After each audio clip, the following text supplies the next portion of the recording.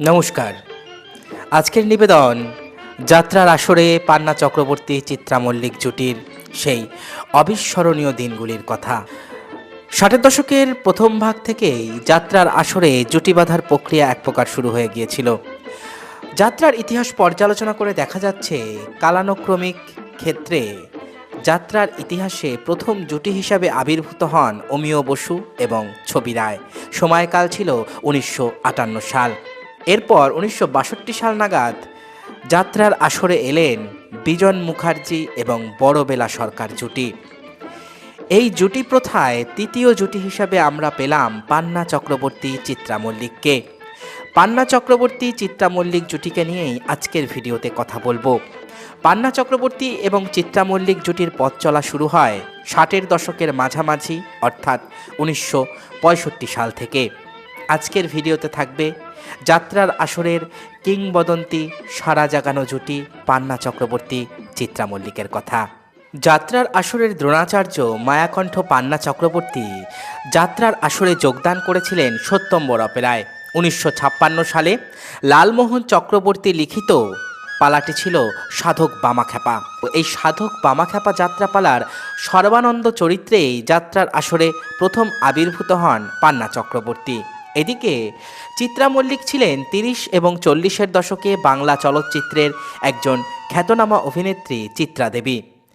1957 সালে সেকালের আদি ভান্ডারী অপেরা দলেই প্রথম যাত্রায় যোগদান করেন চিত্রা মল্লিক। যাত্রায় যোগদানকারী পূর্ণাঙ্গ নারী অভিনেত্রীদের মধ্যে প্রথম 5 জনের একজন হলেন চিত্রা মল্লিক এবং চলচ্চিত্র থেকে যাত্রায় যোগদানকারী প্রথম মহিলা অভিনেত্রী চিত্রা মল্লিক। পান্না চক্রবর্তী এবং চিত্রা মল্লিক জুটি বাঁধলেন 1965 সালে। তরুণ অপেরা লিজ নিয়ে শান্তিগোপাল মহাশয় সেই সময়ের টপ শিল্পীদের নিয়ে দল সাজালেন। পালা হলো শেষ অঞ্জলি, কে নারায়ণ ইত্যাদি। এই পালায় পান্না চক্রবর্তী এবং চিত্রা মল্লিক একসঙ্গে অভিনয় করলেন তরুণ অপেরা দলে এবং সেই সঙ্গে সোনাই দিঘি। তরুণ অপেরায় চিত্রা মল্লিকের সোনাই চরিত্রের অভিনয় যথেষ্ট প্রশংসিত হয় যাত্রার আসরে।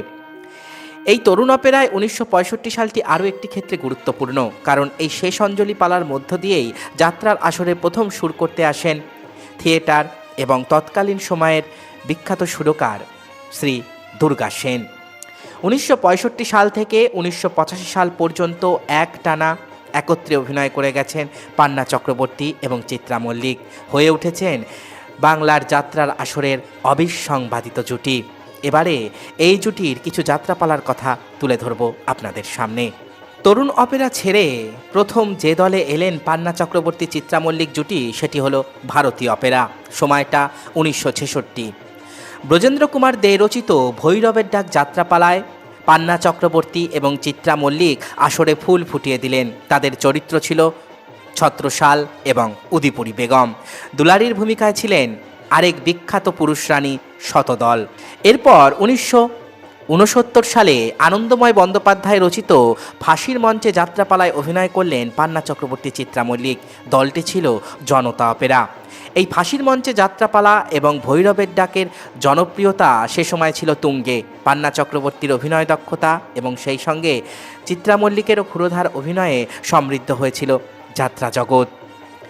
পরবর্তীকালে 1973 সালে পান্না চক্রবর্তী এবং চিত্রা মল্লিক সত্যম্বর অপেরায় অভিনয় করেন খনা এবং রাত্রি ও রমণী যাত্রাপালায়। খনা পালাতে বরাহ পণ্ডিতের ভূমিকায় ছিলেন পান্না চক্রবর্তী এবং বরাহ পণ্ডিতের স্ত্রীর ভূমিকায় ছিলেন চিত্রা মল্লিক। এরপর 1974 এবং 1975 সালে অগ্রগামী যাত্রা সংস্থায় পান্না চক্রবর্তী এবং চিত্রা মল্লিক জুটি অভিনয় করলেন যথাক্রমে কে ঠাকুর ডাকাত, বিষ্ণু পুরাণ, বান্দা এবং ফকির বিদ্রোহ এবং আমি মা হতে চাই যাত্রাপালায়।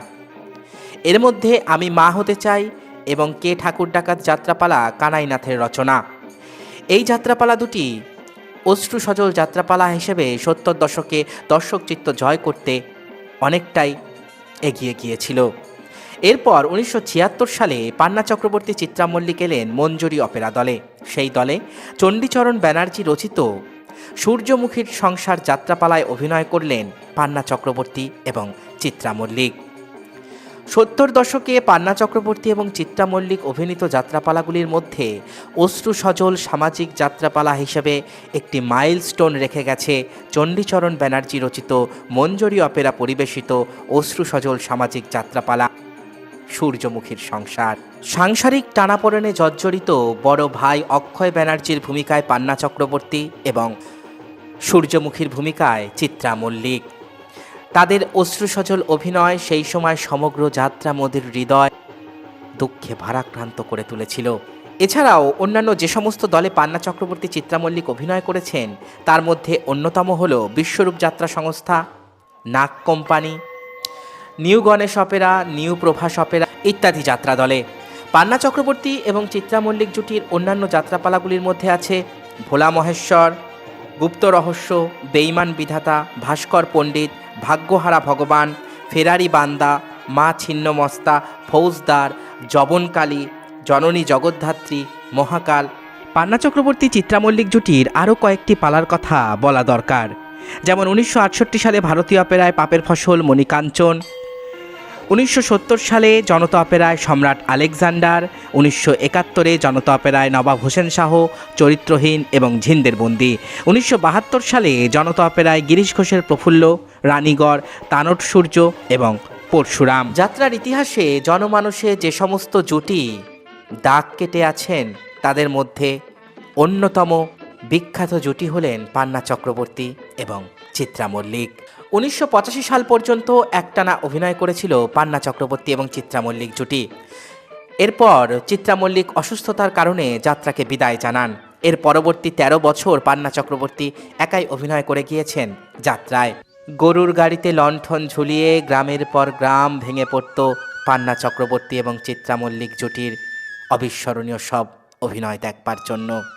আজও যাত্রামতী দর্শকের স্মৃতিতে অম্লান হয়ে রয়েছে আসরের সেই অবিসংবাদিত জুটি পান্না চক্রবর্তী চিত্রা মল্লিক।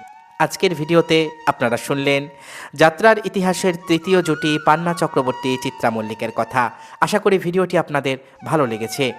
আমার পেজের ভিডিওগুলি যদি আপনাদের ভালো লাগে তাহলে অবশ্যই পেজটি ফলো করুন, লাইক করুন, কমেন্ট করুন, ভালো লাগলে শেয়ার করুন।